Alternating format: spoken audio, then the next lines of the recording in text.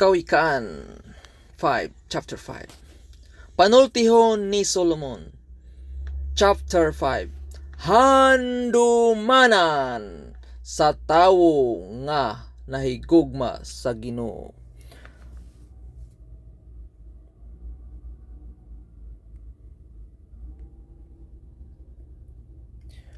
Proverbio Kapitulo 5, versikulo 1 hangtod sa versikulo 23. Versikulo 1: Anak ko, pagmatngon sa akong kaalam, ikiling ang imong igdulungog sa akong salabutan. 2. Aron ikaw magabantay sa pagkabuutan, ug aron ang imong mga ngabil magatipig og kinaadman. 3. Kay ang mga ngabil sa usa ka dumuluong babayi nagpatulo og dugos, ug ang iyang baba labi pang mahinlo kaysa lana. 4. Apan sa katapusan siya mapait ingon sa panyawan, mahait ingon sa usa ka espada nga duhay sulab. 5. Ang iyang mga tiil nagakanaog ngadto sa kamatayon, ang iyang mga lakang gitunob ibabaw sa Sheol. 6.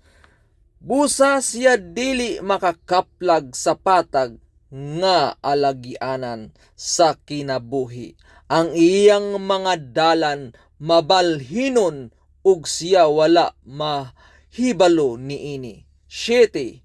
Busa karon, mga anak ko, patalinghog kamo kanako, ug ayaw pagbiya gikan sa mga pulong sa akong baba.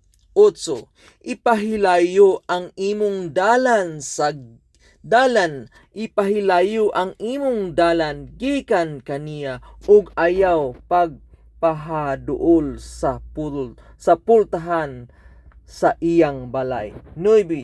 Tingali unya ikaw magahatag sa imong kadungganan ngadto sa lain, ug ang imong mga tuig ngadto sa madaog-daogon.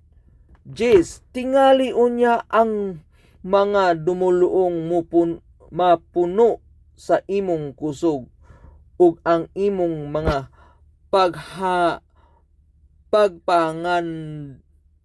pagpangabudlay anha sa balay sa usa ka lumalangyaw. 11. Ug ikaw mag-agulo sa imong kaulahian sa diha nga mga ut-ut ang imong unod ug ang imong lawas. 12. Ug magaingon, giunsa ko ang pagdumot sa pahamangno, ug ang akong kasing-kasing nagtamay sa pagbadlong. 13. Gituman ko ang tingog sa akong mga magtutudlo, ni nagkiling ako sa akong igdulungog kanila nga nagpahamangno kanako. 14. Ako haduol kaayo sa tanang kadautan, sa kinataliwadan, sa pagkatigom ug sa katilingban. 15. Ingna ang mga tubig gikan sa kaugalingong mong sudlanan. Imna ang mga tubig gikan sa kaugalingon mong sudlanan, ug ang tubig nga nagaagay gikan sa kaugalingon mong atabay. 16. patibulaagon mo ang imong mga tuhod sa halayong dapit ug ang mga tuburan sa tubig diha sa kadalanan. 17. Himua sila nga imo lamang og dili alang sa mga dumuluong uban kanimo. 18.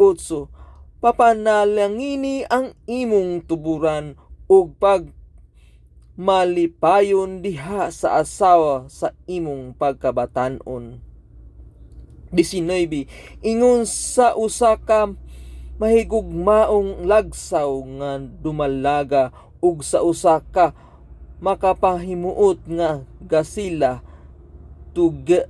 tuguti nga ang iyang mga dughan magatagbaw kanimo sa tanang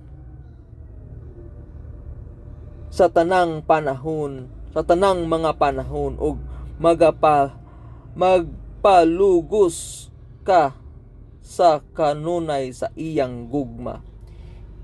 19. Ingon sa usa ka mahigugmaong lagsaw nga dumalaga ug usa ka makapahimuot nga gasila tuguti nga ang iyang mga dughan magatagbaw kanimo sa tanang mga panahon ug magpalugos ka sa kanunay sa iyang gugma. 20. Kay nganuman ikaw, anak ko, nga magpalugos sa usa ka dumuluong babay ug magahalog sa sabakan sa usa ka lumalangyaw. 20. Kay nganuman ikaw, anak ko, nga magapalugos sa usa ka dumuluong babay ug magahalog sa sabakan sa usa ka lumalangyaw. 21. Kay ang mga dalan sa tao anaa sa atubangan sa mga mata sa Ginoo o gipatag niya ang tanang mga alagianan niya. 22. Ang iyang kaugalingong kasal-anan mudakop sa dautan ug siya magapo sa mga higot sa iyang sala. 23. Siya mamatay tungod sa pagkakulang sa pahamangno ug sa pagkadako sa iyang pagkabuang siya mahisalaag. Salamat sa Diyos sa mga nabulahan sa pulong sa Diyos.